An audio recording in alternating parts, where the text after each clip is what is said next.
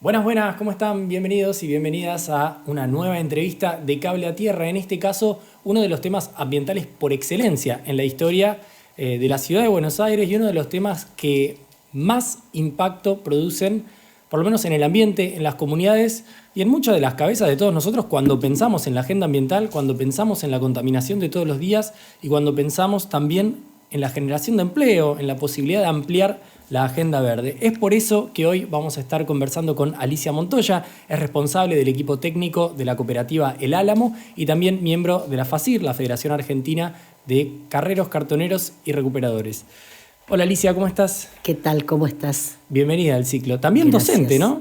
Docente jubilada, recientemente jubilada. Se te nota la vocación docente porque cada vez que te he visto en alguna reunión, en alguna conferencia, hablando en el Congreso frente a organizaciones y demás, siempre lo has hecho con tanta vocación pedagógica, ¿no? Como con la intención de ser clara, de transmitir ideas claras, y es un poco por esa virtud que tenés, que también queremos hablar con vos, para poder esclarecer algo que pareciera que a momentos confunde mucho a las personas, que es el manejo de los residuos, la posibilidad de la reinserción de la basura en la economía, cómo es una posibilidad para la economía popular y otras tantas cosas. ¿Te animás a que nos metamos en este viaje? Con todo gusto.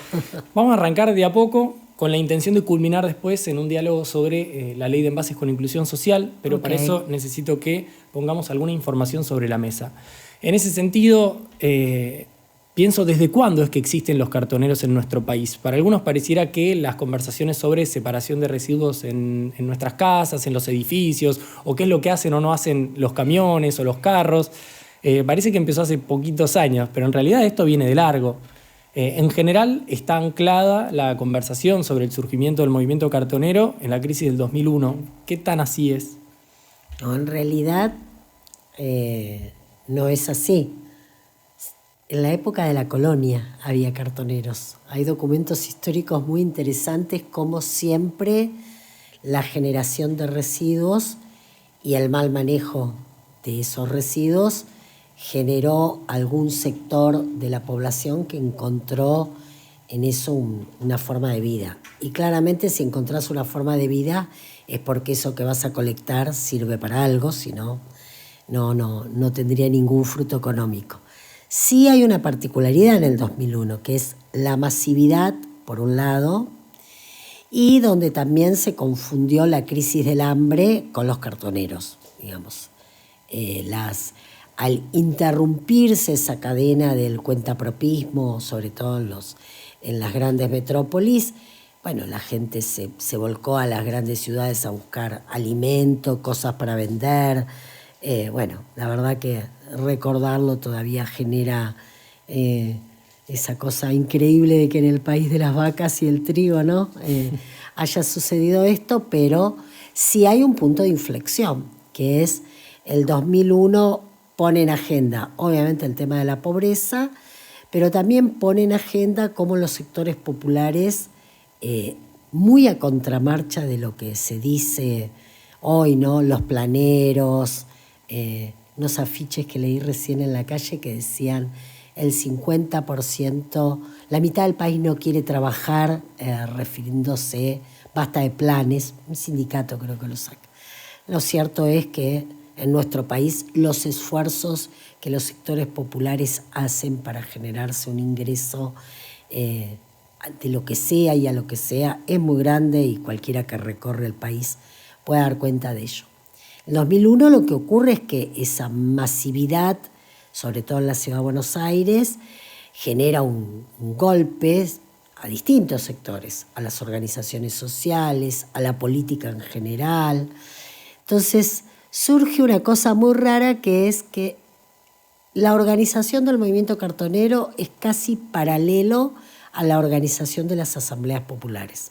No hay que olvidarse de eso. Eso fue una matriz, más allá que después, cuando obviamente la marea bajó y las asambleas dejaron de tener ese impacto, yo estuve el día que se votó en la legislatura la ley 992, y bueno, quienes las impulsaron fueron las asambleas desde los barrios. ¿Cuál es la ley 992? La ley 992 es la primera ley que tiene la ciudad que dice que se incorpora a los recuperadores al servicio de higiene urbana. Una cosa muy loca porque no tuvo ningún impacto en la vida de los recuperadores. Tenía justamente que ver con esta cosa de que la clase media se acerca a este sector, primero desde un lugar de colaborar con el alimento, que era lo más urgente, y después empieza a pensar cómo colaborar y cómo convertir en eso un proceso de organización. Entonces, bueno, trae la idea de las cooperativas, esto de que había que legislar, etcétera. Y los recuperadores de alguna manera van atrás en ese momento porque sentían que como que estos sectores medios, en general profesionales, venían a traer alguna luz y alguna esperanza, que después con la irrupción de la militancia social sobre el sector, eso empieza a tomar otro color. Esto básicamente es la aparición del MTE, que masifica el proceso de organización. ¿Esto nos estamos parando más o menos en qué años? En el año 2004-2005. ¿sí? ¿Ahí es donde surgen las cooperativas también? En realidad las cooperativas tienen como dos momentos. En el 2002 vos hablabas de cooperativas cartoneras y todas las experiencias eran muy frustrantes y estaban vinculadas a que en algún momento el fondo movilizador, el fondo cooperativo, les había entregado máquinas y se ofrecía comercializar residuos y con eso ir cobrándose las máquinas. El desastre económico hace que eso se vaya todo al diablo y fue toda una frustración. Entonces cuando nosotros decíamos cooperativa, bueno, se armaban unos líos terribles. Como siempre, la historia y los hechos prácticos resignifican las palabras. Entonces, mientras que eso ocurría en el 2001, en el 2005 comienza este proceso de organización entre militantes sociales que se vuelcan al sector, que todos surgimos, o gran parte surgimos de las asambleas populares, de los barrios. Bueno, y empezamos a pensar qué necesidades reales tenía el sector y cómo se podía ir avanzando. La verdad que algún día espero que Juan Grabois me ayude a escribir el libro porque caminamos un muy largo trecho juntos, yo con mis viejas ideas y él con las nuevas ideas y tratando de entendernos, comprendernos y sintetizar y la verdad que que eso ¿En dónde se encuentran con Juan Grabois? Entre eso que vos decís de portadora de las viejas ideas y en las nuevas, ¿dónde se cruzan y se encuentran? Y nos encontramos en un punto común que es la disposición y el amor por nuestro pueblo. Creo que eso es lo que hace que cada uno vaya dejando una maña a un costado y empiece a pensar y una nueva realidad. Yo he sido militante de mi gremio, he sido dirigente sindical y la verdad que esta realidad era una realidad absolutamente desconocida para mí. Juan era muy joven, es un hijo del 2001 y si bien viene de una familia claramente política por parte de su papá, también era una realidad muy difícil, ¿no? La realidad de los barrios, toda la zona sur, Fiorito, Caraza. Entonces, vos por un lado tenías el deseo de colaborar, de ayudar, pero por otro lado te ibas encontrando con realidades que no eran las que conocíamos, no estaban en los libros, no estaban tipificadas. Era un nuevo sector social que tenía usos y costumbres, que algunas eran costumbres feas y seguramente había que ver cómo se transformaban y otras eran esto de poner el hombro y laburarse todo. Entonces, hubo que ir acompañando ese proceso y de alguna manera traduciéndolo en política pública. Me parece que la primera batalla importante que dimos todos juntos fue la sanción de la ley 1854, que se conoce como basura cero. Es una cosa muy loca porque Greenpeace la impulsaba como ONG y nosotros acompañábamos medio así hasta que nos dimos cuenta que ahí había una puertita y empezamos a trabajar esa ley, le hicimos modificaciones y en un momento muy excepcional de la ciudad, que era la salida del ibarrismo y la llegada del macrismo, que se estaba preparando para hacer gobierno, bueno, logramos que saliera esa ley que básicamente decía que, bueno, que había unos plazos para dejar de enterrar, que íbamos a empezar a recuperar materiales y que esa recuperación principalmente la iban a hacer las cooperativas de recuperadores urbanos, que así había nombrado ya en la ley 992 a los cartoneros y cartoneras. Para entender, y no con la intención tampoco de armar una planilla de Excel ahora con números, pero hoy en el país, ¿cuántas cooperativas de cartoneros y cartoneras hay funcionando, operando? Estoy tratando de acordarme, pero 100 y pico. Sí, son muchas, hay en todas las provincias. El año pasado, en diciembre, hicimos un encuentro nacional maravilloso. Ahora en noviembre se repite el 11 y 12 en Viedma. Y no, el proceso emociona, sobre todo a los que nos tocó colocar las primeras piedras. Es muy emocionante ver eso, porque además hay toda una juventud que participa, cómo las cooperativas entienden que ya no es un fenómeno cartonero, que es un fenómeno de la comunidad, que tenemos que ir a las escuelas, que tenemos que ir a los barrios, que tenemos que sumar a las organizaciones ambientalistas. Eso que al principio no era tan fácil, no, hoy todo parece que ya estaba, pero no era así. Eso es como algo que ya está hecho carne, que nosotros somos parte de la solución del problema ambiental, pero que no puede ser a cualquier costo, que no puede ser con basurales, que no puede ser con gente que deje su vida y se contamine junto con la tierra y el agua, ¿no? Hace un rato vos hablabas de la realidad pasada, la nueva realidad, y yo un poco me pregunto hacia qué realidad apuntan, o sea, las cooperativas, la FACIR. ¿Cuál es la realidad deseable del movimiento, de las cooperativas es importante y del país en materia de residuos? Sí. Es importante lo que vos decís, porque en mi caso particular, que yo tuve la enorme suerte, o tengo la enorme suerte de conocer la realidad de los residuos desde México hasta Ushuaia y todas las supuestas inclusiones de recuperadores que en realidad eran una caricatura y una cantidad de leyes absolutamente truchas que no movían el amperímetro. Creo que nosotros sí tenemos claro, y tiene que ver también con que hemos aprendido, por la negativa, pero hemos aprendido que nosotros necesitamos ser gestores junto con los sistemas locales de gestión. Nosotros no nos pensamos como pymes.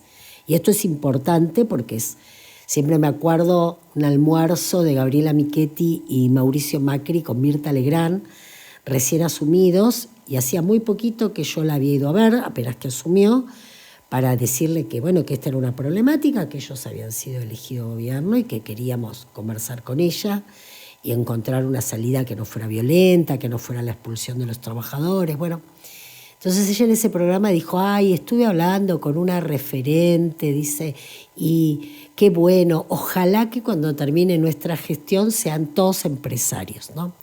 Y la verdad que no es nuestro sueño ese, ser empresarios, porque no nos avergonzamos de ser trabajadores, ni los que son cartoneros, ni los que somos profesionales y decidimos volcar todo lo que sabemos para colaborar, porque no nos parece que tengamos que ser empresarios para poder tener derechos civiles, laborales, ¿no? Humanos. Entonces, nuestro objetivo es ese, que las cooperativas puedan gestionar los residuos adecuadamente en el marco de programas municipales, que eso sea respetando derechos laborales como un piso de ingreso, que los compañeros tengan su uniforme, que haya un piso de infraestructura para colectar y para procesar ese material para que vuelva a la industria, que se le pueda agregar valor generando obviamente nuevos puestos de trabajo en el marco de un concepto de economía circular,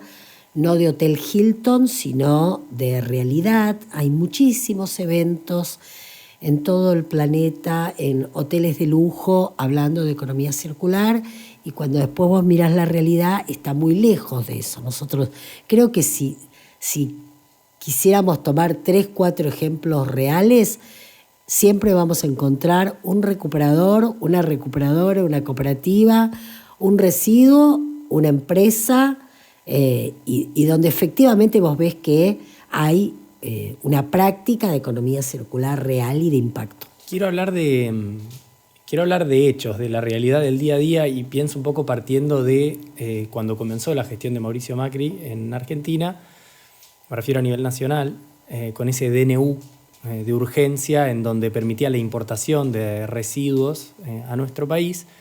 Y un poco lo que hacía creer en ese momento ese DNU de urgencia es que acá no nos daba la capacidad, ¿no?, para reincorporar los distintos residuos. Entonces me pregunto, ¿cuáles son los residuos que en Argentina los y las cartoneras, las cooperativas, trabajan todos los días, reinsertan y tienen hasta en los galpones listos y esperando para estar en diálogo con el resto de, ya sea empresas, mercados o sectores, para que pueda ser reinsertado?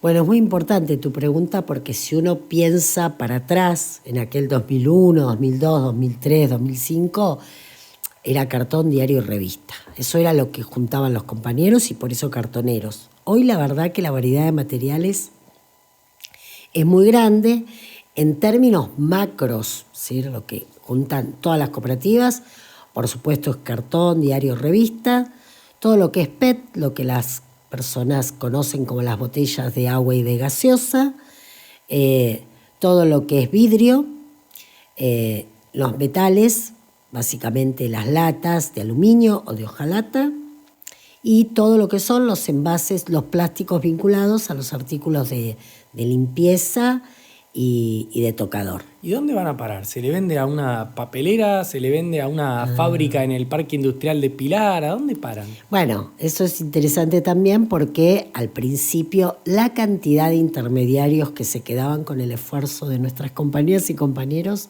era muy grande. La verdad que la Federación ha hecho en ese sentido un trabajo maravilloso y es justamente vincular a las cooperativas con las grandes empresas. Entonces, por ejemplo, el cartón se vende directamente a la industria, que con eso va a ser un pallet, una caja de pizza, una caja para cualquier industria. El vidrio va a las grandes empresas, que son 3 en la Argentina, para volver a hacer un envase de vidrio. El PET va a la empresa que prepara las preformas para después hacer nuevas botellas de plástico.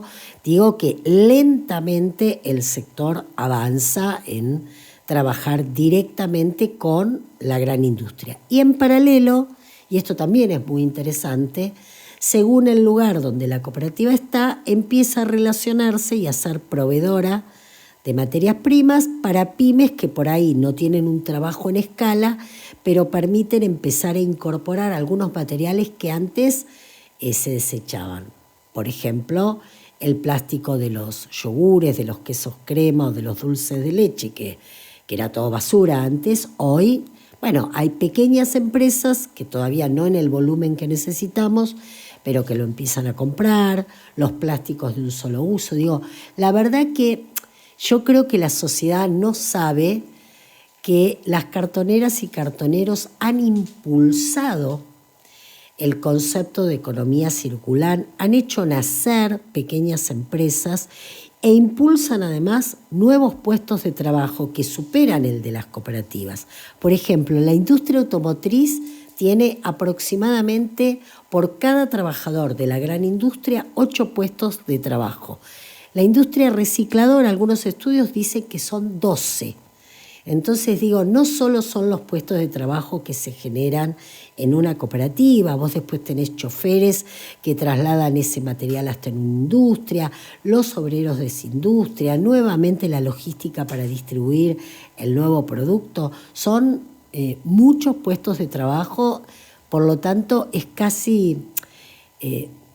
muy difícil de entender por qué la Argentina tiene los niveles de pobreza que tiene, cuando en realidad nosotros podríamos estar sustituyendo importaciones a partir de la recuperación de envases. Estoy convencida de que se puede, que se necesita decisión política y que cada uno ponga lo que tiene que poner, ¿no? Bueno, Alicia, esto está, o sea, más que interesante. La verdad es que siento que a medida que vos me vas como respondiendo y vas como haciendo historia y vas contando cómo funciona, esto podríamos estar 4 horas conversando. Lo cierto es que este ciclo se caracteriza por su brevedad y no quiero dejar de tocar uno de los que considero son los temas más importantes de este año en materia ambiental y legislativa, que es la Ley de Envases con Inclusión Social. Una ley de envases que también hubo que hacer mucho laburo de comunicación para que se entienda cuál es el objetivo que tiene. Lo cierto es que como periodista ambiental me pasó en mis últimos por lo menos 6 años de ejercicio de escuchar muchísimo sobre la necesidad de leyes de responsabilidad extendida para los productores, de empezar a ver cómo se puede trazar esa circulación, esa vehiculación de los residuos. La ley de envases con inclusión social pareciera como una propuesta que va todavía mucho más allá en ese sentido, ¿no? Como que empieza a establecer responsabilidades para los productores, pero también piensa en las cooperativas, piensa en los recuperadores. Bueno, el nombre mismo lo dice, ¿no? Inclusión social. Breve, sintético, ¿de qué trata la ley? Y después me quiero empezar a meter en cosas un poco más puntillosas. Bueno, la ley lo que hace es recoger primero un concepto internacional que ya está instalado en la agenda política mundial y ambiental, que es responsabilidad extendida al productor. ¿Qué significa eso? Que yo pongo un producto con un envase en el mercado y que cuando se consume, ese envase se convierte en un residuo y que me tengo que encargar de gestionar ese residuo, porque si no, el costo de la gestión lo pagamos todos. Y se entiende que cuando yo vendí ese producto, en el precio, y esto es muy importante que voy a decir ahora, ese precio incluye ya que ese producto tiene que volver, ¿no? Tiene que ser recuperado por la industria. En el caso europeo, la primera ley REP es española. En el caso europeo, obviamente no existen los cartoneros y cartoneras. En América Latina, en Asia, sí existen. Por lo tanto, lo que aquí aparece como una cosa, una particularidad, no es una particularidad. Todas las leyes REP de América Latina, la figura del recuperador de una u otra manera aparece. En la Argentina aparece con una particularidad que está vinculada a que aquí existe una organización que justamente plantea que el residuo no puede ser pensado desde una pyme ni desde una industria, sino desde un proceso de política pública, porque involucra salud, porque involucra trabajo, porque, digamos, no puede ser gestionado o pensado desde lo privado, ¿sí? Sino desde lo público. Entonces, en esa concepción nosotros decimos, tomando ese concepto internacional de responsabilidad extendida al productor, bueno, el Estado tiene que hacerse de los recursos para poder efectivamente recuperar esos materiales, trasladar ese recurso a los municipios, que en la ley argentina, y casi en toda América Latina es así, lo gestionan los municipios, y los municipios tienen que estar obligados a incluir a los recuperadores que tienen en su sector, como la mano de obra que va a colectar, que va a hacer la promoción ambiental, que va a clasificar y acondicionar esos materiales en una planta para volverlos a la industria. Nada que no hagan hoy los recuperadores. El grueso del material que hoy se recupera en la Argentina lo hacen los recuperadores. En algunos casos, como en la ciudad de Buenos Aires, en buenas condiciones, en otros casos, en horrorosas condiciones, en basurales a cielo abierto, lo cual es una situación muy grave esa, pero digo, no es más que ordenar lo que está. Esta ley, entre otras cosas, puede solucionar la problemática de los basurales a cielo abierto. Por supuesto que sí, porque claramente va a su erradicación. Digamos, vos, un basural a cielo abierto hoy, lo más grave de lo que tiene es el residuo electrónico, por un lado, y todo lo que es el residuo domiciliario. Vos le quitás los plásticos, le quitás los metales y se terminó el serio problema ambiental que tenemos hoy de contaminación de suelo, y podemos avanzar en un proceso de cierre. Obviamente no es mágico, no es en 24 horas. Sí es importante, y hay una resistencia básicamente en la Argentina a los envases en el mercado, lo ponen empresas multinacionales, hay un proceso de concentración monopólica muy grande. Las empresas dicen, bueno, nosotros estamos dispuestos, sí, estamos dispuestos a que haya una ley, estamos dispuestos a que ustedes estén adentro, pero nosotros queremos armar sistemas privados de gestión. No queremos que el Estado, porque el Estado se va a gastar la plata, bla, bla, bla. Y nosotros decimos, no puede existir esa posibilidad así en términos generales. ¿Por qué? ¿Por qué? Muy importante, esta es la gran discusión de estos días. Porque la organización, para que haya una macro recuperación, no una micro recuperación, la tiene que hacer el municipio.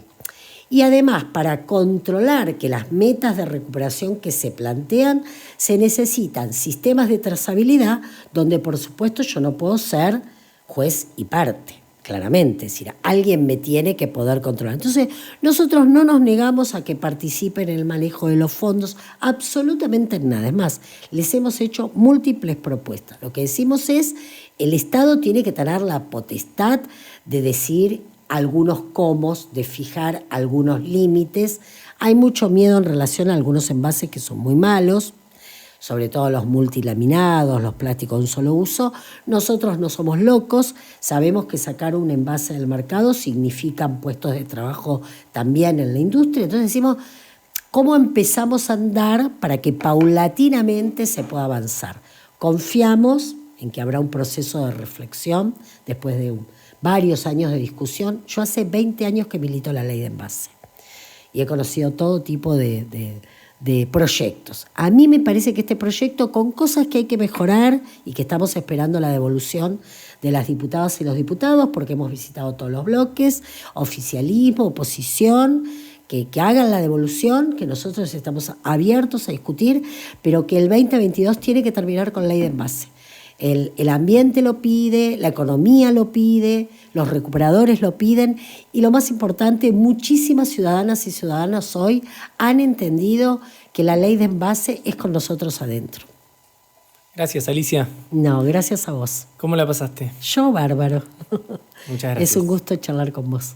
Bueno, dejen sus comentarios, pongan me gusta, cópense en hacer circular esta nota y vamos a ver cómo cerramos el año. Esperemos que sea con una ley de envases con inclusión social. Nos vemos en la próxima nota.